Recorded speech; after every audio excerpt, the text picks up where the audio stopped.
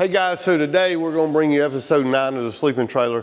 It's probably only gonna be like 8 or 10 minutes because we're to the point where a bunch of stuff is about to get covered up on electrical, plumbing, the ceiling, and some ventilation stuff. So we're gonna give you a quick video to kind of catch you up on those things because in the next 3 or 4 hours of work, all that stuff is gonna get covered up. So we're gonna bring you right along and show you that. If you have any questions or comments, put them down in the comments. We do read those. We've got some great comments, and a lot of the points and issues that we point out in this video are coming from you guys in the comments. So we, again, thank you for following along. All right, so one thing that we do, because we're building the walls and everything in this RV more like a cabinet, like great big cabinets rather than, you know, walls that have thickness to them. We're building them out of 3/4 plywood. So we're joining the wood together like you would in a cabinet rather than like building a double wall. So we're using blind screws to attach the ceiling so that wall is attached with the ceiling. And then we're gonna do the trim in the ceiling like this.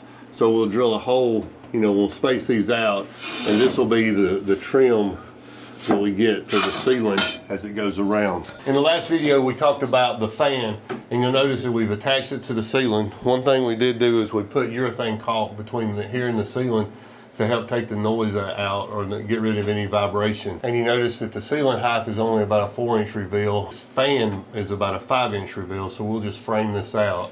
And as you see, as the ceiling components come in, it'll be a hole like this, but then we'll seal it up so that we make certain that we bring all the air out of the bathroom to the outside. Another neat feature is that we were able to use these 4-inch fittings, these 4-inch drain fittings, and the inside of a 4-inch fits nicely to the 4-inch of a vent fitting.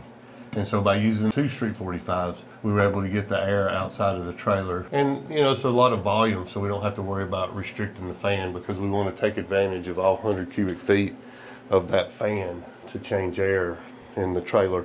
Go back to our previous video and we'll explain that to you. Another thing that we did about the fan, and I pointed this out to you, you know, don't be tempted to go to Home Depot and buy like the cheapest fan you can buy in the aisle. But this fan is rated at like leaves rustling. And you can notice that we're filming this video and the fan's currently running right now. It's important that if you want your fan to run all the time, to put one in that's quiet so that the folks that are staying here will leave it on. If it's making a big racket, they're gonna turn it off and disrupt the way you were gonna do your airflow. So here you can see I'm talking, and you can see probably even with my voice talking now, you see the fan is not a significant contributor to the background ambient noise in this room, so that's important. Another thing that we have to do is you can see that we've drilled the hole for the shower. This is where the shower valve is going to go, and then we're drilled out and we'll make a bigger recess in the wood panel behind it. We're a little bit early in the process right here, so you can see I drilled the hole, the proper size hole for this side. And I think the setback off of this is like 2.5 inches. So the valve assembly needs to mount in the plane of this wall. We'll mount that. I'll cut this out much larger. I'll get all the plumbing accomplished. I've been toying in my head. I can't decide if I'm gonna take the plumbing down and go into the sink and then go under the shower pan and back up the wall, or if I'm gonna bring all the water overhead for the shower and come down and frame into the sink.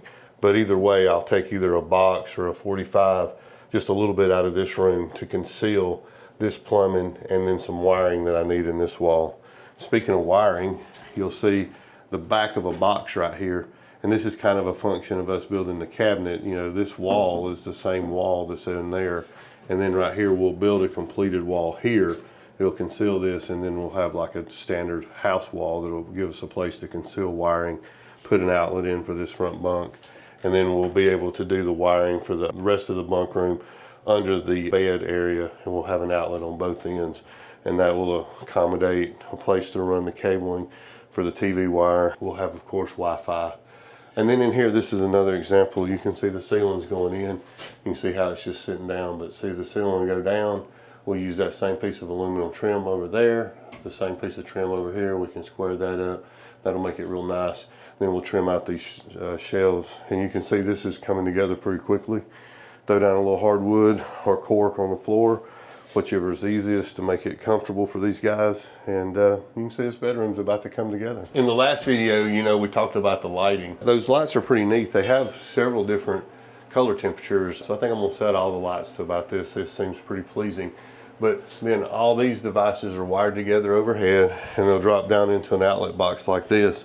And you notice in a traditional wall, you'd have this cavity and you'd have somewhere to hide it. So here, because this will be shelves and mirrors and the counter and the sink, I'll have to frame out here. So I'll coordinate, you notice I lift this out 3/4. I'll coordinate this with this face trim and then face this box out a little bit. And this will give a place for an outlet at the sink and the shower and then the light. And I'm contemplating just having a master fan switch, master AC switch somewhere, because those fans are so quiet, they'll just come on anytime the trailer's occupied. Okay guys, so here we are back in the second door. This would be the third bunk and Stan's bunk. The last time you saw it, all we had was probably the carpet and the frame. We've since put up the surround for the shower and the back of the sink surround. You can see the plumbing popped out here. We're doing this side a little different because the plumbing will come out this way going for the sink, kind of like we talked about on the other side. And then this is where the plumbing will go through here and drop through the floor to get the drain out for the shower and for the sink. And then since we're gonna box this out, we'll do the same little trick we did to get the plumbing out of the shower over here on this side. You can see that this doorway, I don't have this infrastructure built out yet, and that's because I'm turning the ceiling panels up, the whole sheets of 4x8 plywood, and I'm sliding them overhead to put the ceiling in. So once I get the ceiling back to here, I'll go ahead and put this whole side in, and then I'll put these 2 ceiling panels up on top and store them, and then they'll be waiting for me to drop back down. We'll use the same jointry that we did on the other side. We'll drill them up to the top, and then on the edges, we'll use that same aluminum piece of 2-inch trim to get that.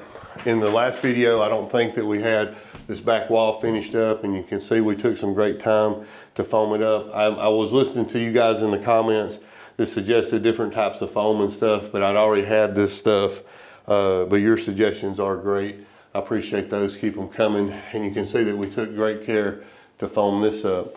We mentioned on the other side, the electrical will be coming back through.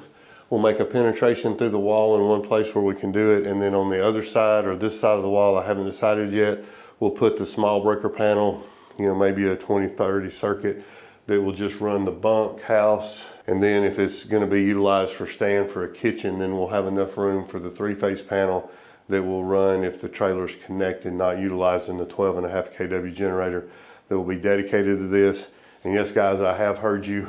We have a 3,000 watt inverter going in here, and I'm gonna put a significant amount of solar panels on the top. We utilize that same solar system. That's what gives us the redundancy with the batteries in case the generator were to go or fail as we're going down the road, because we're gonna have sufficient refrigeration in the back of this trailer as well for stand, and we're gonna have all that palletized in the flex area that's behind here. Another little neat feature we like is I went ahead and did an outside door here to get the insulation, the sound quality, the sound deadening. And then I like this integrated blind.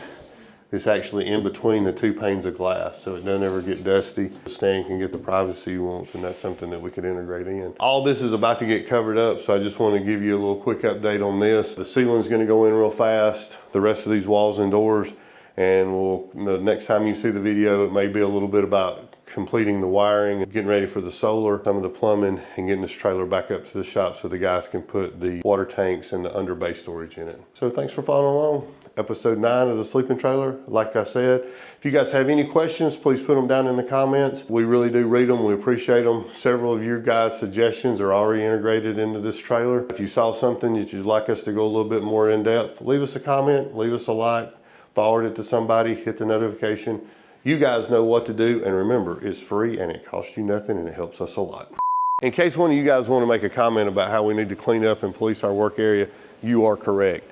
But just know that that is cleaned up. All of this crap was in there. Yeah, we cleaned up. Oh, and by the way, in case you haven't heard, the strength of this trailer is in the sidewall.